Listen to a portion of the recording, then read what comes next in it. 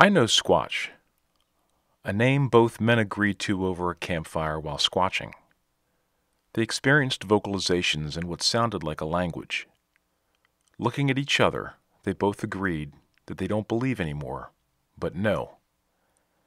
And the name I Know Squatch was born.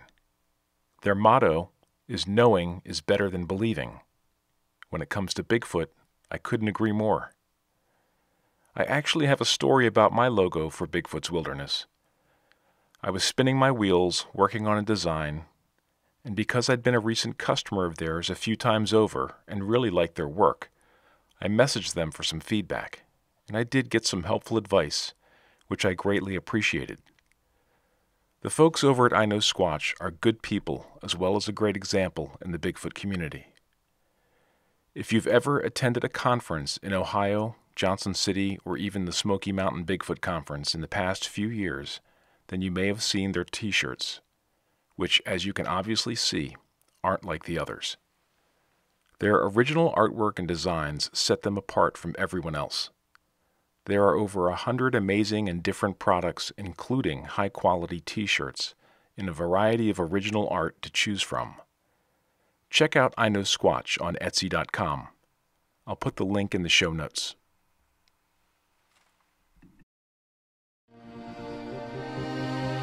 It's a big world out there. Welcome to Bigfoot's Wilderness Podcast.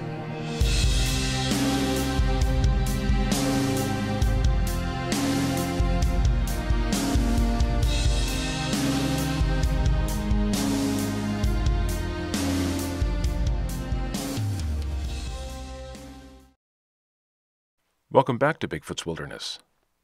Before we start, I'd like to share a voicemail I received about an area in Virginia which I have actually traveled and hiked. So stay tuned. On October 3rd, Saturday, 2020, around noontime, I was on a hiking trail with my cousin. And it was a nice sunny day out. And on the trail, something dragged me. I had a temptation to look to the right. Like I felt something watching me. And as I looked to the right, I noticed a big creature just standing right next to a tree. Maybe about 100 to 200 feet away from where I was actually standing on a trail.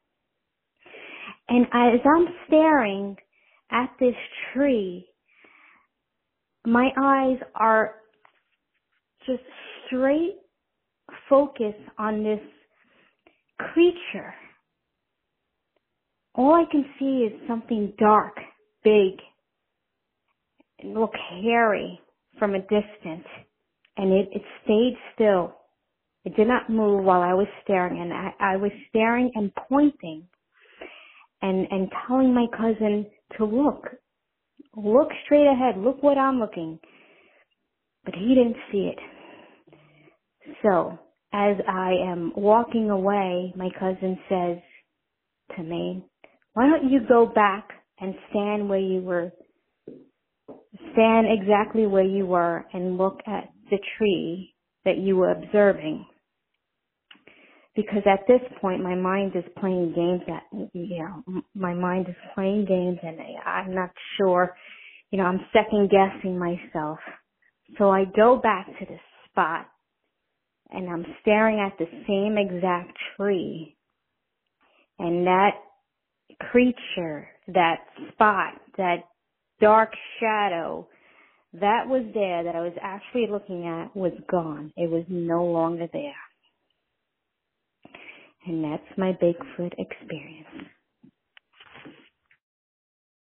Pretty interesting story, right? I was there on the same trail 1 week earlier. Never saw anything, but heard a lot of strange noises, including wood knocks and a very heavy rock hit a tree. Just goes to show you can't always predict where and when Bigfoot's going to show up.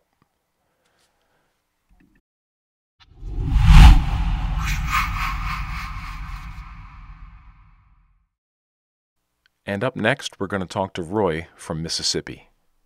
Roy has had several encounters, sightings, experiences with Bigfoot, and he's going to share what he can. You had briefly stated that you'd had several sightings over a very long period of time, and I wanted you to be able to share that with my loyal subscribers and followers on Bigfoot's Wilderness. So we don't have to waste any time. We can jump right into it. Okay. Where would you want to start at? Well, maybe start at the beginning if you could, and we have we've got 30 to 45 minutes, and if that's not enough time, we'll figure something else out. But I'm sure you've got a lot more information than most people have if you've seen Bigfoot over such a long time.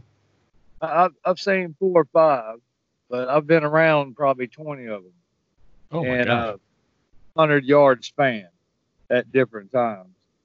I reckon the first sighting I had was when I was a kid at my grandpa's house, and up north Mississippi. He had an old barn and had a bull there that was meaner than crap. And, I was thinking I was about 12. And we'd go out there and play on his mule that, rode the plows. Plowed the field for him. And he told us don't go in that barn. Don't go in that acreage where that bull was, because he was so mean. It was a big Bramer bull. And Grandpa had him since we was a baby, and I figured he was kind of tame. And I can remember one day me and my sister going out there to steal some apples he had in some crates back there behind the barn. And it was a tree fell on the front corner of the barn. And we both just froze, and the bull come out of the barn, and my sister ducktailed through a barbed wire fence and scratched her little legs all to crap. And I turned around and I seen what I thought it could have been a monkey, a big monkey, because I was 10, 12 years old at the time. And then it disappeared. And here come this bull. So I ran directly in the center of the field where this huge oak tree was that he used to tie his horses to and tame them.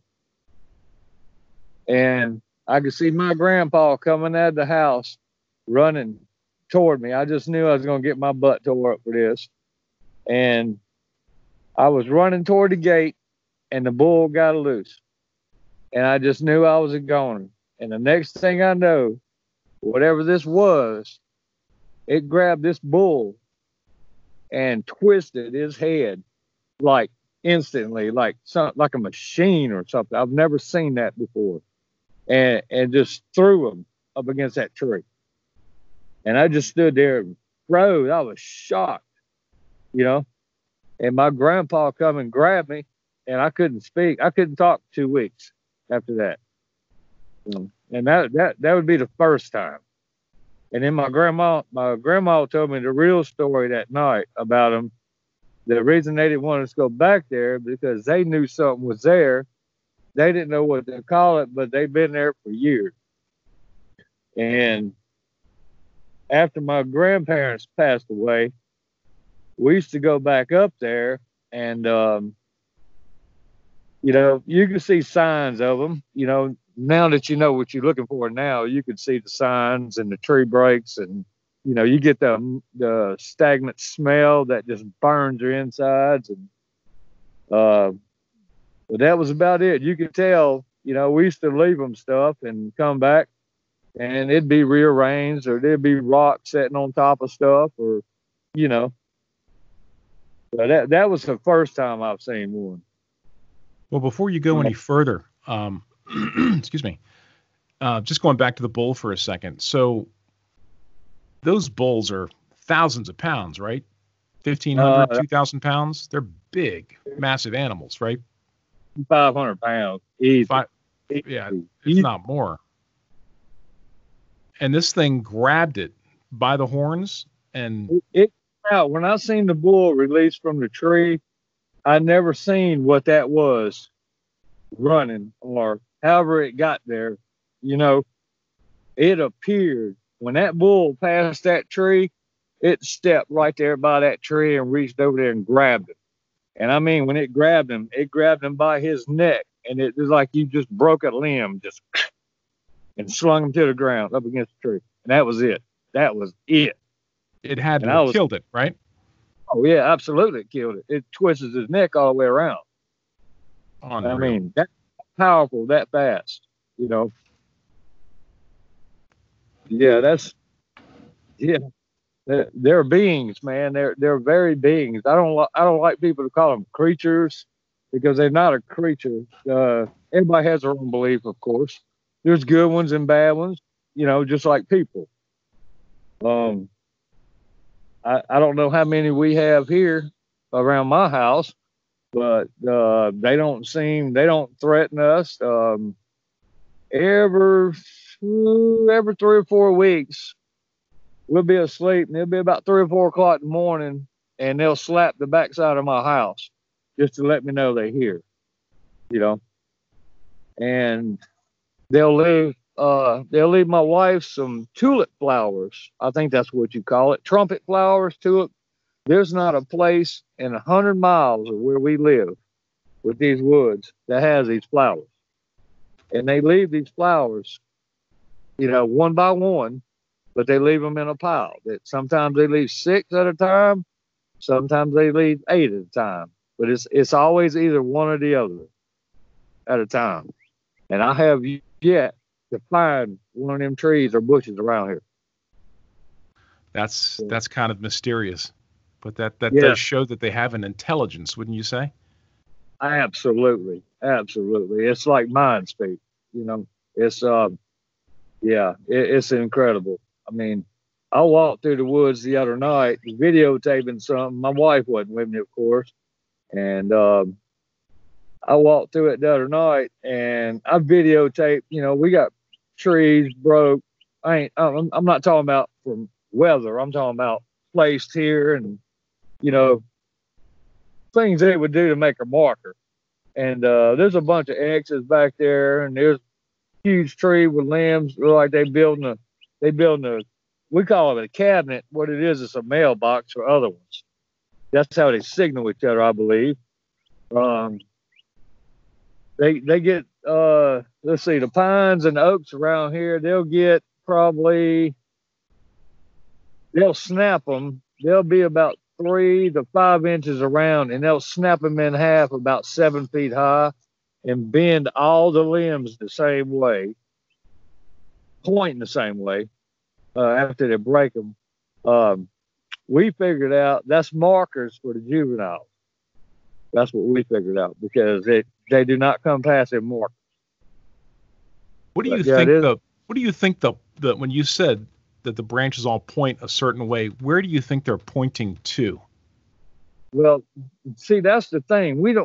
I've walked these woods. I live on a dead end road here. There's 3,000 plus acres right across the street. I'm looking at a wood line right now across the street from my house. That's probably 50 yards. That's 3,000 acres. I can drive 1.5 miles behind me to the highway, and it's a whole different world. That's a city and everything back there. But over here, I really don't know. We tried to follow them, the trees, that is, and they just, it's like, man, if you really pay attention to the way the breaks are with the limbs, you know, and you try and follow just the limbs, whichever they going, you know, like connect the dots, it all makes like a parallel circle, you know. It all goes through the woods and comes back out by the creek back there by the river, and then it'll stop. And on the other side of the river, they'll be pointing the other way. In other words, coming back toward where we started, you know.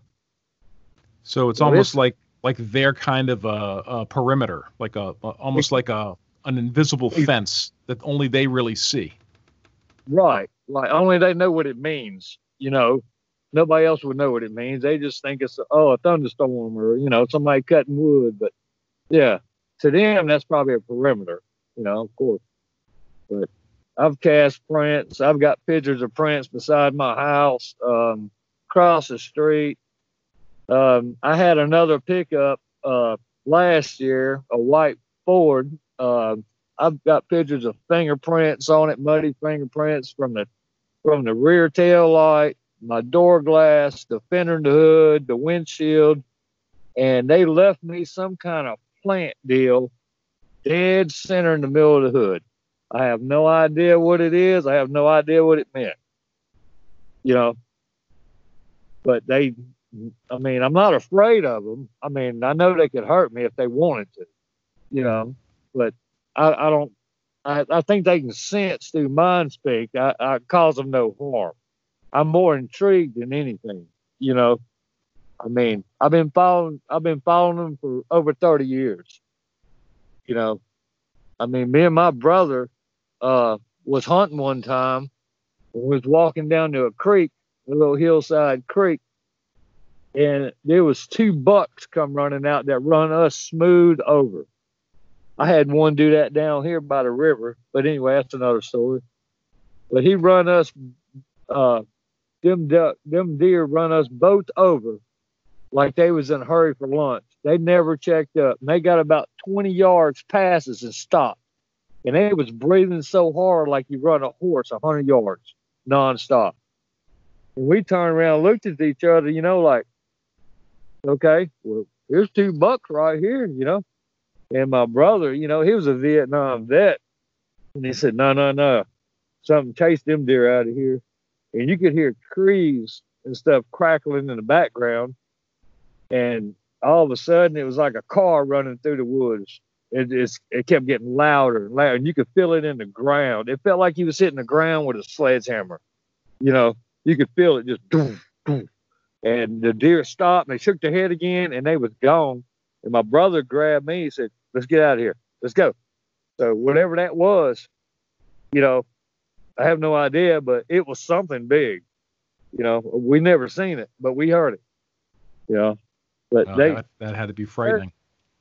Actually, very incredibly intelligent beings, man. I don't know if I wouldn't know if you call them paranormal, not paranormal. What's the word I'm looking for? I can't think of the word. They just beings. You know what I mean? They incredible. Some of them you can smell. If you smell them, I think that's a warning sign. Some of them we've walked right up on. I couldn't smell them one bit. We've walked right up on them 30, 40, 50 yards in front of them. Never smelled them. The ones that you smell, they always have day watchers with them. Day watchers, I'm sure you know what that is. They're in the trees. They travel in tribes, you know. If you smell them, I think that's because they have young ones around, babies or, you know, juveniles running somewhere. Now, I think that it must be kind of like a war scent, you know, a self-deterrent scent that they put off. I'm not real sure, but that's the only time you smell them, you know. And then they'll throw rocks at you. I've had trees thrown at me, boulders. I mean, if they wanted to hit you, they'd hit you, you know. But you're absolutely right, because I got hit by a rock today, and I went to some woods that a friend had recommended that I go check out, and I don't normally have time for that, but recently I do, like most people, and I got the most creeped out feeling. The funny part was my friend, he didn't show, so it was me by myself, and I felt like something was over my back the whole time, although I couldn't see him. But in your case, you've seen them, so yeah, I've seen. I mean, there's probably one across the street now staring at me. I mean, you just don't know, you know. When you get that uneasy feeling when you're by yourself in the woods, I always look up and I always look behind you, because you never know what you're gonna see or find, you know. Yeah, no, that's just one of those things that I don't know. I don't know if we all have the sixth sense or not, but I sure had it today, and it kind of freaked me out. I spent a good 45 minutes walking through these woods, and the only thing that scared me out of the woods was the rain. I'm in Virginia, but I was in North Carolina, and the rain, the winds were pushing through the forest, and At one point, I had to run back to the car to escape the rain, but the whole time I was there, it just felt like something was looking at me. Absolutely. Yeah, I get that a lot here. Uh, there's another county, I won't mention it. It's about 35 miles from here. They have the gray ones and the black ones down on the creek. You can't go down there at night. I don't know if I was told they was the bad ones. We've been down there in the daylight a few times. I've seen movement 100 yards away or so. I mean, you can see it. They run so fast. It's incredible. It's the fast they are. They can get in a tree and they can jump a tree in 150 feet, and you'll blink and you'll miss them. They're incredibly fast. But if they want you to see them, you'll see them. But there's I believe it's more than one family, because like I said, there's grays down there, and then they got the black ones down there. Over here where I'm at, I've seen a bunch of red ones like Nefertia, and then there's a black one. I've only seen one black one, and he's big. But other than that, I've seen the little bitty ones, but that's just little juveniles. They don't mean no harm. They like little kids. They just out exploring. So tell us about the second sighting you had after you were 12 years old. Second one, that would be me and my brother. Well, I guess I can say it now. He's dead and gone. It's been 20 years ago. We was alligator hunting back home in Louisiana, and we had a boat. We had a 16-foot John boat, and we had about, I don't know, 7 or 8 on there, 10, 12 feet long. We pulled up on the bank. We were gonna get up and smoke a cigarette. My brother rode his own cigarette, and we were sitting there, and you heard a big old cypress tree just crash right beside them. It couldn't have been 10 feet. And him being a Vietnam vet, he was there in 3 tours, and he was the only survivor. He lost 31 of his men over there, and he was the only survivor. And they found him 4 months later. And that was right after that Agent Orange crap. And you really didn't want to go with him in the woods at night, But he never bothered me, and we got along good. He wasn't scared of nothing like me. That's just the way we was raised. And when that tree fell, so I look here, he come alive. He come alive. He had his IG Joe sense with him. He went up in there, and whatever he went for, I was standing at the boat, and right behind me, it couldn't have been 5 feet behind me. I heard something hit the water. It sounded like it started walking. And I turned around, and whatever it was, it walked 3 feet past our boat and walked straight across that swamp and never looked back, like he wasn't afraid. And this was at nighttime? Yes, sir. That was at night. That was probably 11, 12 o'clock. Boy, that's something so massive that could pull down a tree branch or push down a tree. And then clearly it was a warning to you, I'm sure. Exactly. It was a warning, but I was so intrigued. How can it move? How can it move from over here that far behind me and then step in the water? And I never heard one sound. You never hear, if you ever been in a swamp at night, you can hear anything that makes a sound. There was no sound. All you heard was the water splashing when he stepped in. Yeah, I can't honestly say I've ever been in a swamp at night, and I don't think I ever want to be in one. It's a good place to be now. Well, it used to be, But me and my wife we were sitting under my carport right here one night, and we decided to watch a movie under our carport, and we brought one of our flat screen TVs out. We were sitting here, and I smelled it. And I told her, I said, turn the TV off. He's here. She said, what? She didn't smell it. And I smelled it like it was right in front of my face. And all of a sudden, we heard this scream. We live on a dead end road. I'm the first house. There's 4 more after me. They're like 30 yards apart, I guess, maybe 20. Our whole road ain't 150 yards long. It's a dead end road. Okay. And the tree line at the end, whatever it was, we come out. I told her, I grabbed her and brought her up to our front porch. We was standing there. You know, we don't have street lights or nothing here. And you could hear it.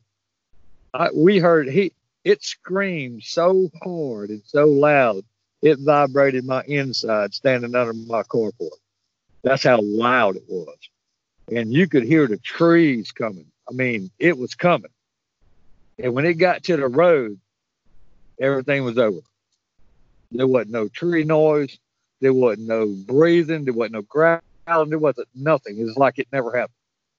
And I'm just standing here in shock, you know, because I'm waiting on it to come bust through the trees down there, because you can see the dead end road from here, you know. Nothing. Absolutely nothing. That's the same. Also, I got something else for you, if I can tell you this real quick. That's the same road. It's a dirt road. They use a skidder to go down and make a road 40 years ago, I guess, 30, 40 years ago. Anyway, it's overgrown, and we used to ride four-wheelers down that road. We got a big river and a creek that goes through 2 more counties. It goes 200, 300 miles, the river does. And I was on my four-wheeler one night down there, and on the left of me, I was going in the woods now. I was in about 250 yards, and I stopped, smoked a cigarette. And on the left of me, they got a big, huge creek. It's probably 30 feet deep, and it's at least 40 feet wide.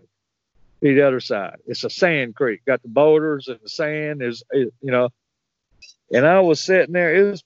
My four-wheeler was probably 4 feet from the edge of it, you know, because I know the trail. We used to ride them all the time.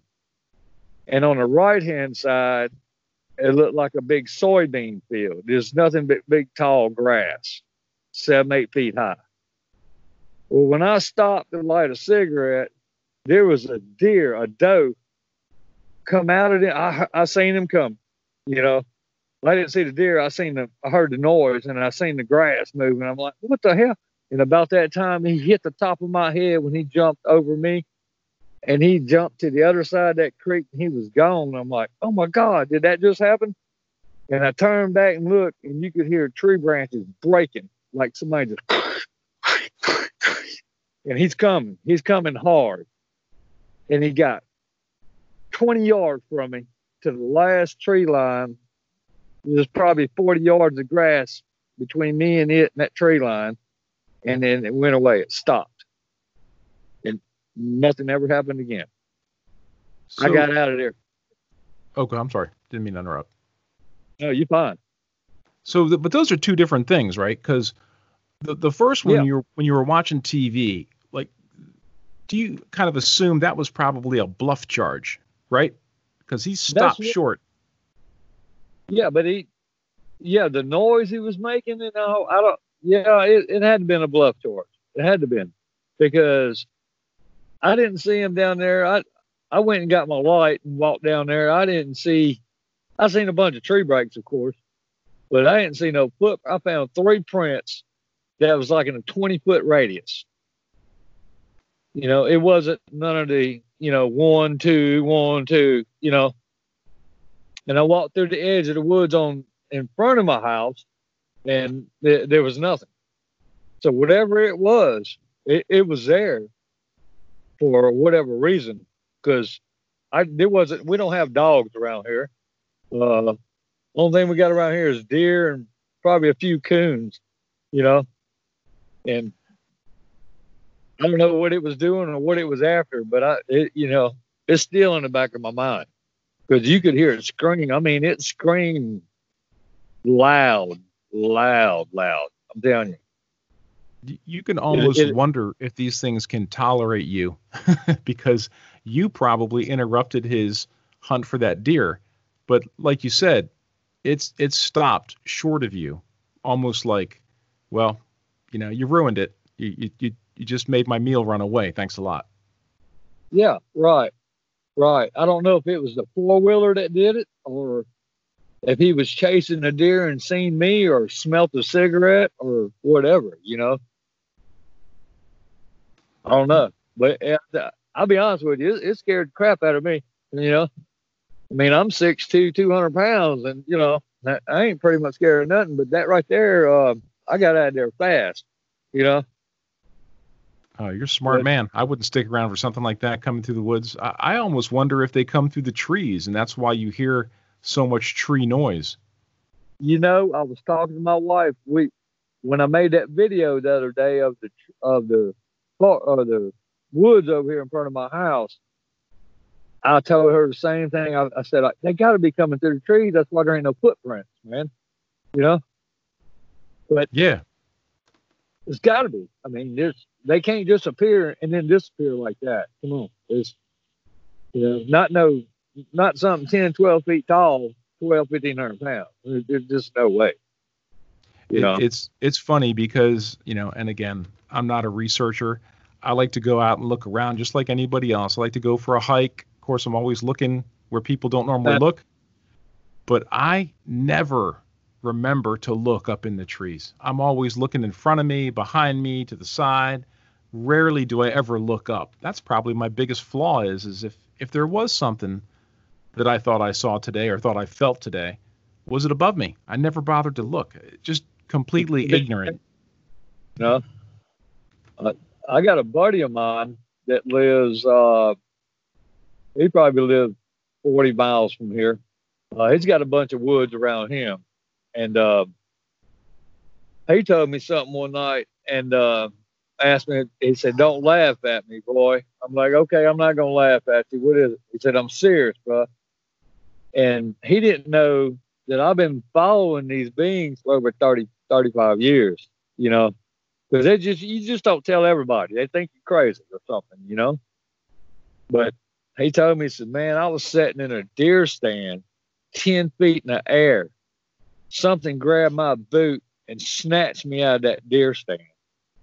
I'm like, "You had to have been drinking." He said, "Earl, it was 5:30 in the morning, man. I'm telling you." And I went back over there with him to go retrieve. He wouldn't go back and get his deer stand out of the tree. And I went back over. I took him down there to go get it. And I found a log. It had to have been probably, it was a little one, probably 10 inches round. And whatever stepped on that log, it made a V in the ground. When you step on something, it splits. Yeah. Center part was pushed down in the ground probably, 4 or 5 inches. And it was still there. And we walked over to his tree stand, and the bottom rail of the old man tree stand was just like you grabbed it and twisted it like a paperclip. And he looked at that and he looked at me. He said, "You see that?" I'm like, "Uh-huh, I see that." I said, "We need to come back next weekend." And he went, "Nope, I ain't coming back." And he quit hunting after that. That was the last time he ever been hunting. So 5:30 in the morning was probably pretty dark, so he couldn't see what grabbed him. Right. And I asked him, I said, "You didn't hear nothing?" He said, "I heard a couple of tree limbs break." He said, "But that's normal. Hell, that's the deer rutting probably." And I said, "Okay, whatever you say, buddy." Wow. But he gave it up. He's hunted his whole life, and that was it. He was done. Matter of fact, I bought one of his guns. He was done. He won't. You can't get him to go back to the woods. Oh, wow. I feel sorry for the guy. Yeah, he's missing so much, right? The fact that you hear all these stories, you're on a Facebook group or you're on a YouTube channel and you're listening to somebody's encounter, it makes me believe that there's so many more sightings that aren't documented, like the BFRO and the GC Bro. They have these documented sightings and they try to tell you, well, there's 10,000 sightings or there's 5,000 Bigfoot, or I don't know how they come up with these equations as to how many and all that, but there could be a concentration of Bigfoot in a particular area. And as you mentioned at the very beginning, I'm not sure if anybody heard it, but you said that there were multiple Bigfoot around you. Oh, absolutely. There's multiple. Multiple. I How know. many? How many is multiple? Okay. Well, I would say unless there's new ones here, I don't go over there and mess with them. I mean, I'll take them candy or peanut butter or something like that, or watermelon. But there's probably eight. There's probably eight here, 7 or 8. I know for sure. I know for sure there's 7 of them. But you can hear them. We can sit on the porch. I sit on my porch at night, and you got to do it about 11, 12 o'clock at night. Of course, with no lights on. I've tried it 100 times with video cameras. They can sense a video camera. They can hear it running, just like a cell phone when it's on a camera. They can hear that. They can sense that. Trail cams, that's why you very, very never get a picture of them on a trail cam. If you do, it's so blurry, they're running so fast. But if you just sit there with your eyes, you can see them all day long. And we can hear them moving through the trees at night, But they just, if they want, like I said, if they wanted to hurt you, they'd hurt you. I think they have a sense. They have a sense to tell, I know they can sense guns. I believe that because they've been shot so many times. People don't know what they are. They freak out. And the first thing they do is pull a gun and shoot them, and that's just wrong. That's, these beings have been here hundreds of years, and now that,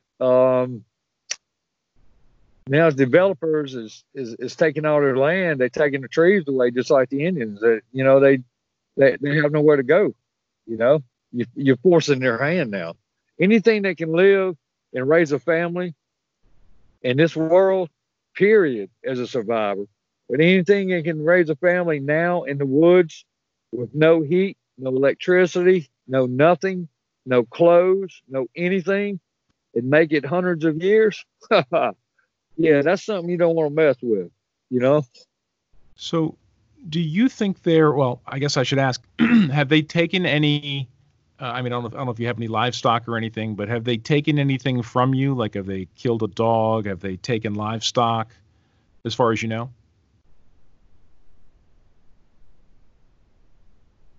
Did I lose you? Lost you there.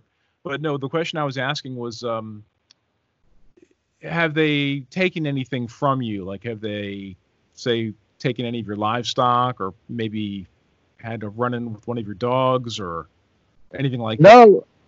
No. I just have a dog. But they don't. If they come in my yard, I got a pear tree on the side of my house, and you can find a bunch of pears that's missing. When it's in bloom. You can see the little trail that evidently they drop them, whatever, going across the street. But other than that, they don't really mess with nothing around here, And like, there's a deer camp back there, probably 300 yards. And when they start shooting guns, you could hear them getting agitated. I mean, they get agitated. But Yeah, sorry. That's okay. I think I've got a little delay on my side. I apologize for interrupting you. Oh, that's fine. I've heard lots of different stories about gun ranges, and I've actually heard that some animals do get irritated, but other animals will congregate. Some will even come. They're attracted to the noise. Have you ever heard that before? No, sir. Never heard that.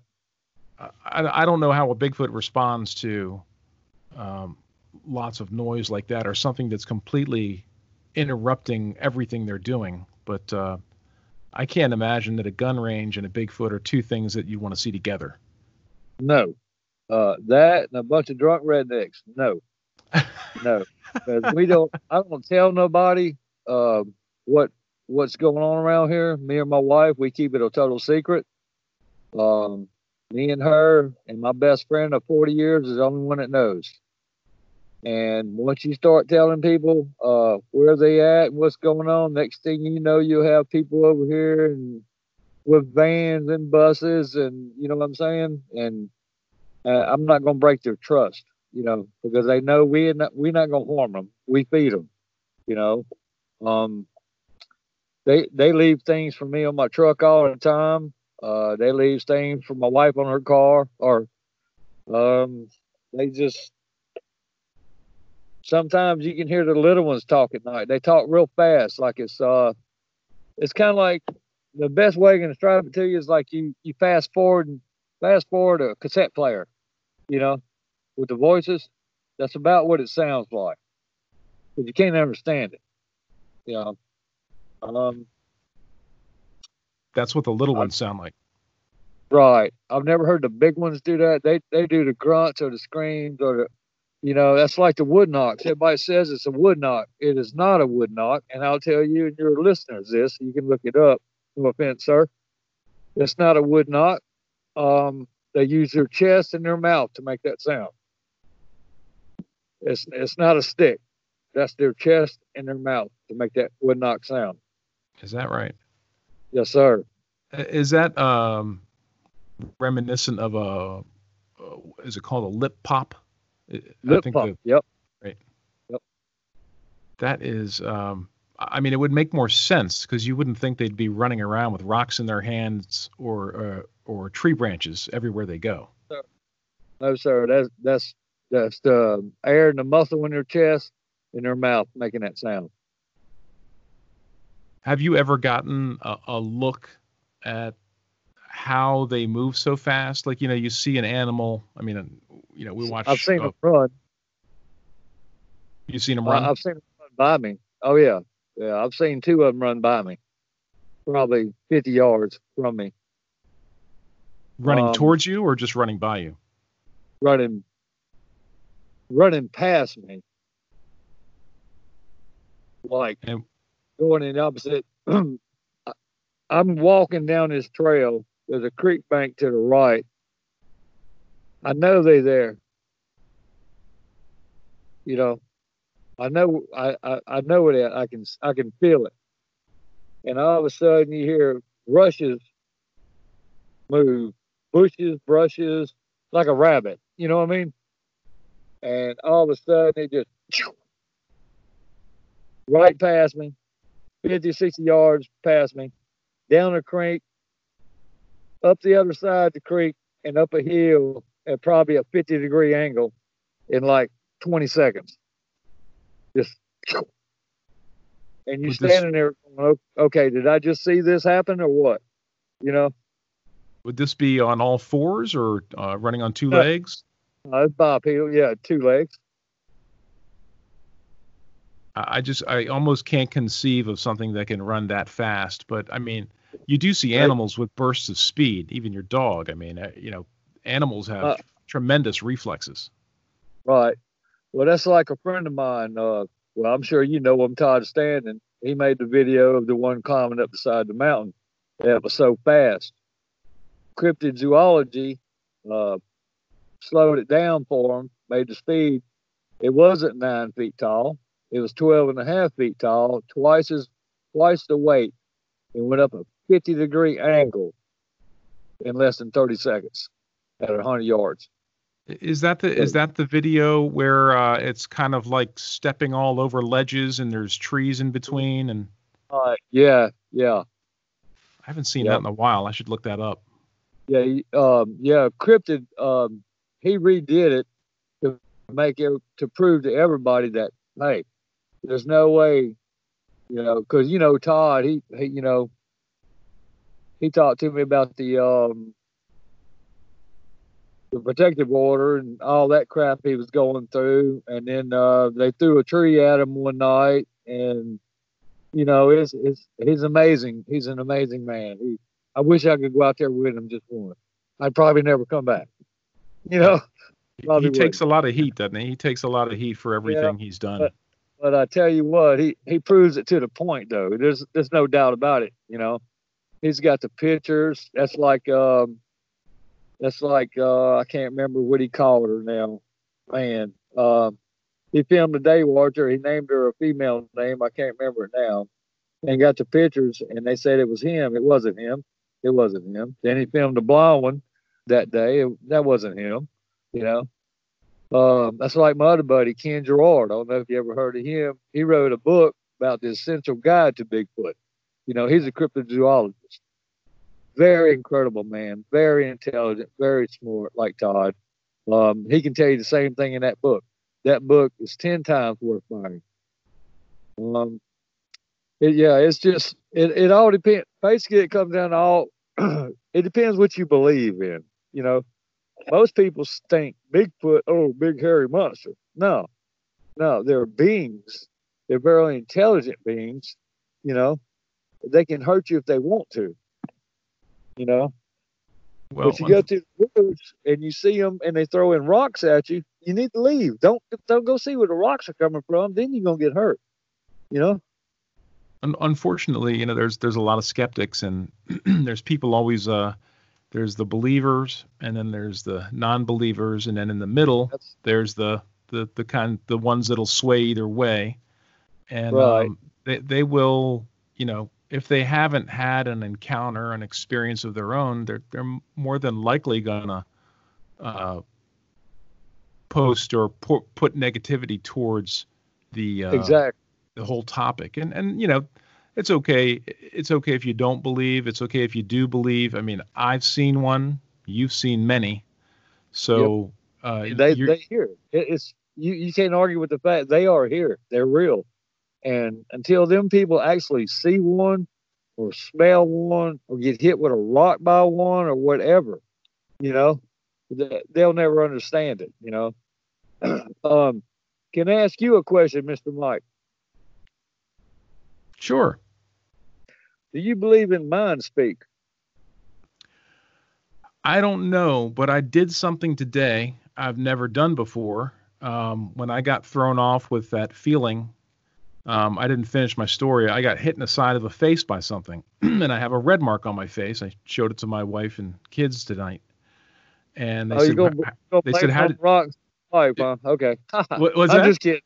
I'm just kidding. I said, yeah, married, huh? Yeah, we know where that we know where that come from. Come on. She didn't hit me. She didn't hit me. No, I'm just kidding, sir. I'm just kidding I'm too. just I'm kidding. kidding too. Um, I got hit in the side of the face while I was too busy trying to take a picture, and I said something. I said, "Just let me take a few more pictures, and I'm gonna leave right now. I'm gonna leave." I've never done that before. I told one of my other friends what I did. I said, "I can't believe I just said that." And you know what? That nothing else happened, and I didn't have any more of a feeling that something was looking down the back of me. Like the whole sensation went away after I said that. So I don't know if I believe in mind speak, but I know that what I said seemed to change things, and then all of a sudden the winds came and I had to leave. But that whole feeling, that creepiness, just went away after I said that, and I don't know why. Calm, didn't you? It did. I felt calm. Well, I don't want to get off on that topic. I just want, you know, I believe in it because I got it, and you can't tell that to everybody, you know, because nobody will believe you. But I just want to know how you felt about it, because you know, you tell people that you got mind speak, bull, you know, bull crap. Okay, I'm telling you, you know. But yeah, you know, it's another topic. You know what I mean? It's just like, what color are they? How big are they? Do they really exist? Blah blah blah. You know.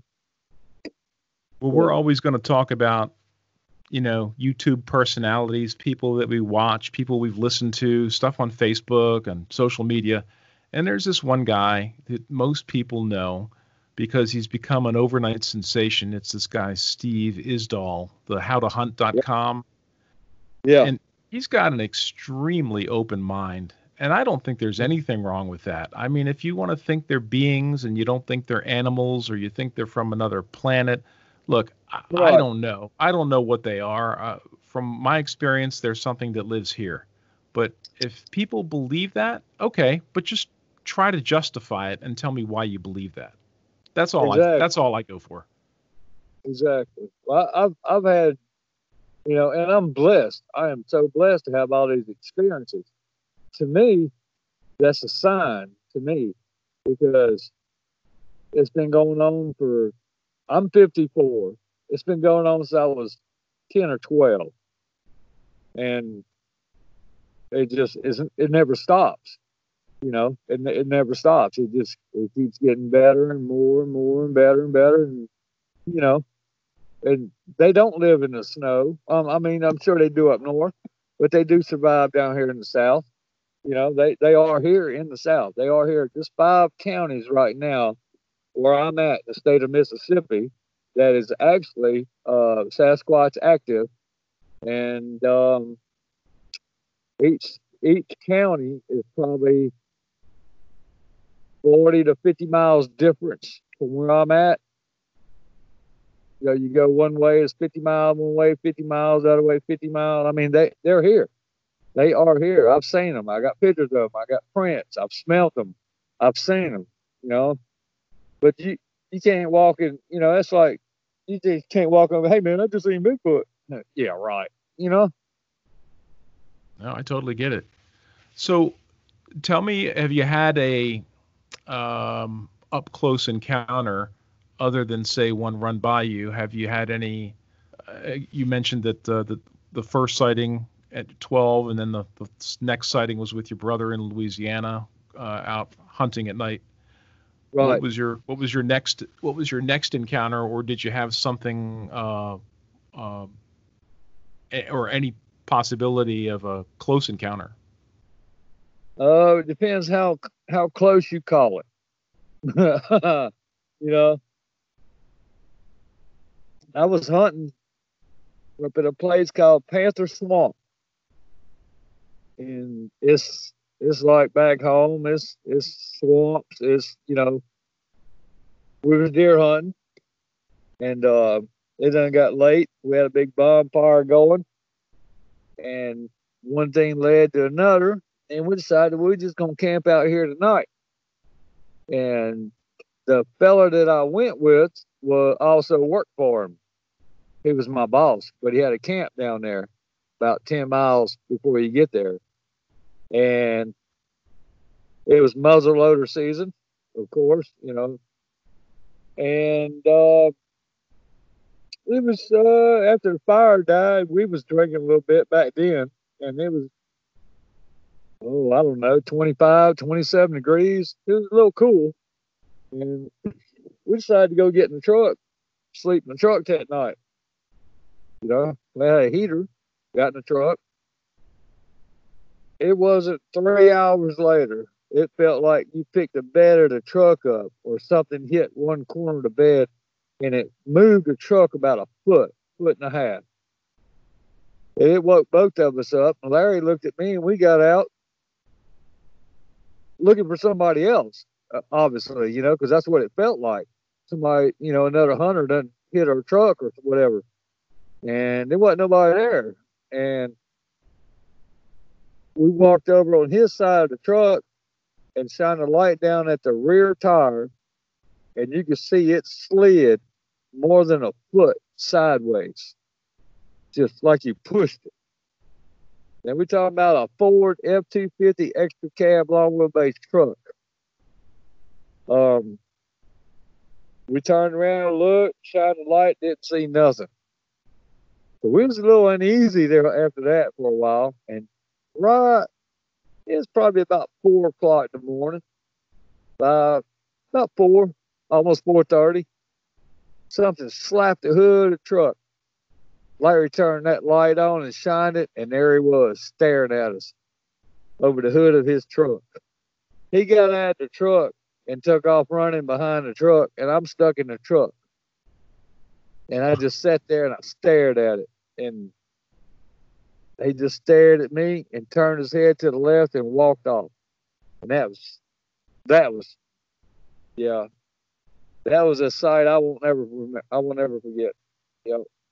What did he, if you could give us some facial features, what did he look like? What could you compare him to? Chewbacca. I could compare him to Chewbacca.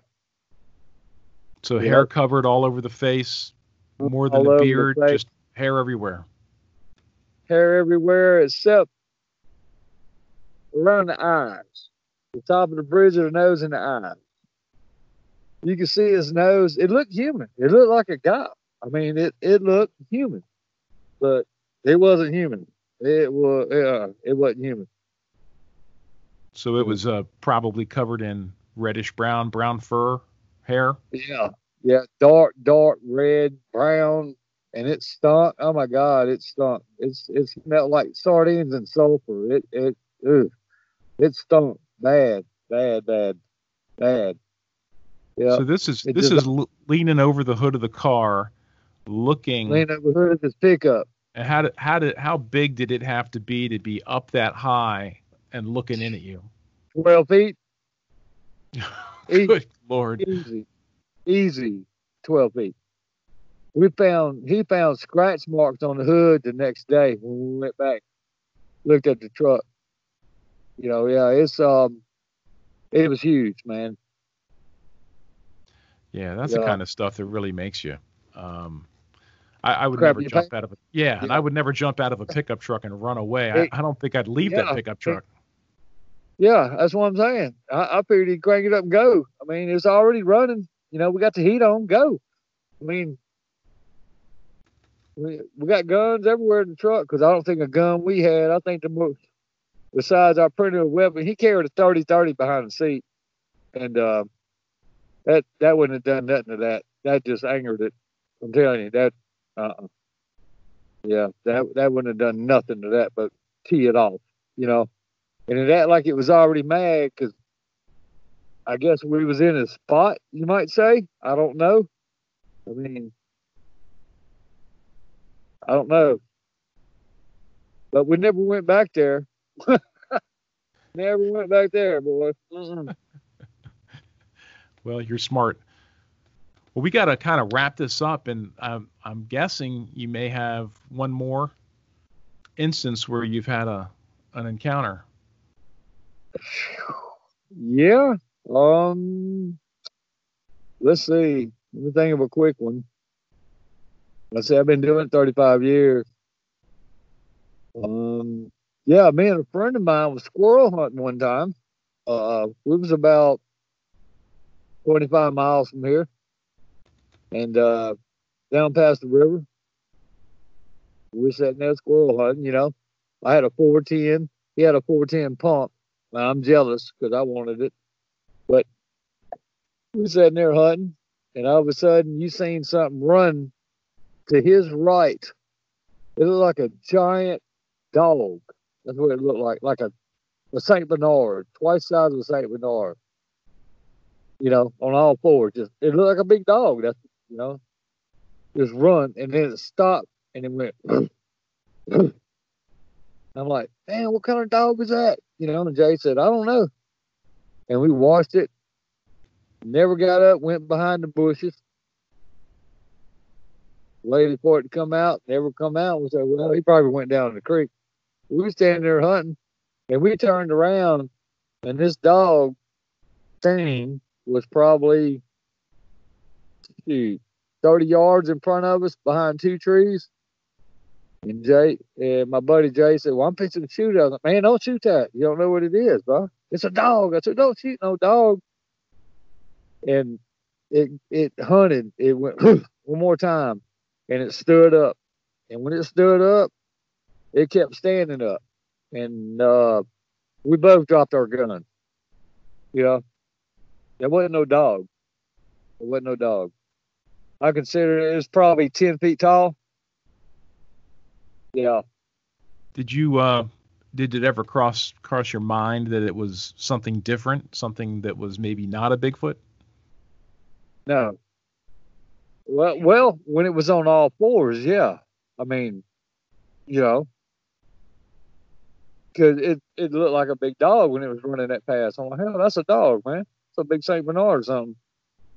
And then it stopped and it stood up about halfway. I'm like, ooh. And about that time it stood on up, I'm like, there ain't no dog, bro. You know? So you know how a a dog has when you look at a dog and how it runs versus how a person on all fours, if you could put a person in that same position, I guess they don't Yeah, quite match up. Yeah, but when you see it run this fast, this big, that quick behind bushes, you don't know what it is, you know? Right, of course. Yeah, that seems to me like something that enormous running, and then quickly hides. And, obviously you didn't see it again until it stood up. Yeah, they just that's the most incredible part about them. They can disappear right in front of you. It seems like the harder you try and find one, the less chance you'll see it, you know? Even It's though incredible. even though I didn't see one today, and the fact that I got hit Yeah, by but you knew a it was there. small rock, it was there. It was somewhere. Yeah. Oh yeah, he gave you a warning. He just saying, hey, yeah. He just saying, hey, I've been hit by rocks before, tree limbs. Yeah, they just letting you know, hey, you know. Now when they throw a tree at you, literally a tree, you better leave. You better leave because there's babies around. Right. That's a good reason to leave. But yeah, I've had a lot of experiences. There's a lot more I could tell you. Um, it's just, I don't tell nobody because nobody will believe you. You know what I mean? And I keep it to myself. And like I said, where I'm at now, once a week, my wife will cook a big, huge baking can of pancakes, man, with butter. And I'll walk out there and put it on the tree back halfway through the woods and come back, 2 or 3 days later. It'll be something. The last present I got was it looked like a piece of vine, actually, like a rope vine, and it made some kind of weird, I don't know what it is, but it was one piece. They used one piece. It didn't start. It was all one piece. And I guess, they tell me thank you, I guess, I leave them something, they give me something. That shows intelligence. That tells me they're more than just some hairy half gorilla running around in the woods. Oh, absolutely. Absolutely. Mike, I got another buddy of mine named Mike. I was talking, he named them Nefertia. They would leave phones on a table and draw pads, digital draw pads. Okay. They would write words on them draw pads, and they can mind sense pictures through your phone. He said he could pick the phone up and see a picture of its back or the side of a face or a hand or a leg. And he never took the picture. Which that's intelligence. That's very intelligent. It sounds like there could be a whole lot more to them that we just don't know. Exactly. And who knows if we'll ever really find out. I'll tell you, there's nothing but, no offense to you or anyone else out there, but we're all a bunch of amateurs trying to figure it out.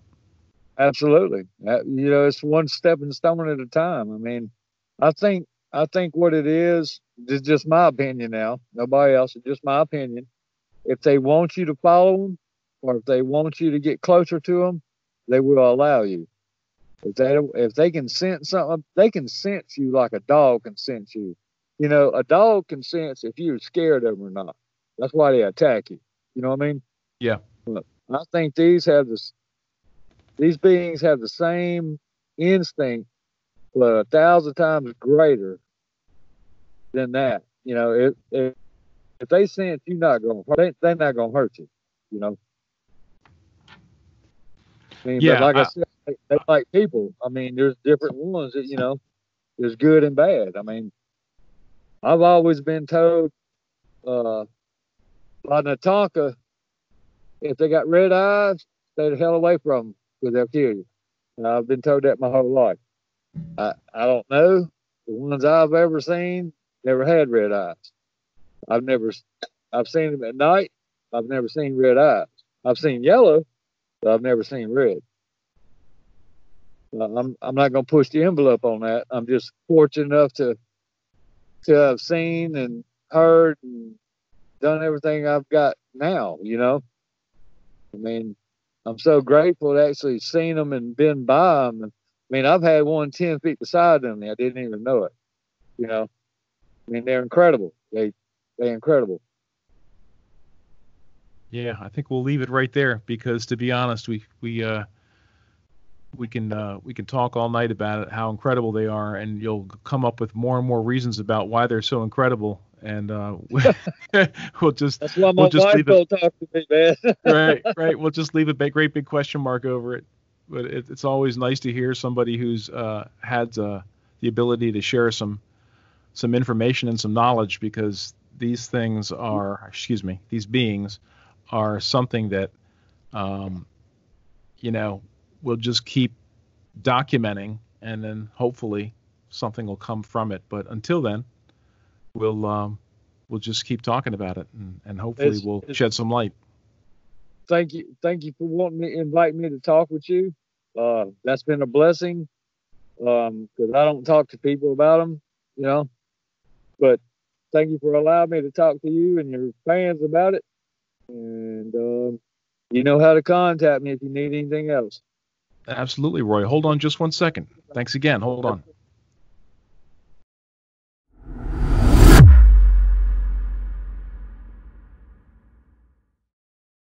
All right, that's going to do it for tonight. So if you're looking for more encounter stories, please follow Bigfoot's Wilderness Podcast over on Apple, Google Podcasts, Spotify, Podbean, and many, many more. Have a great night.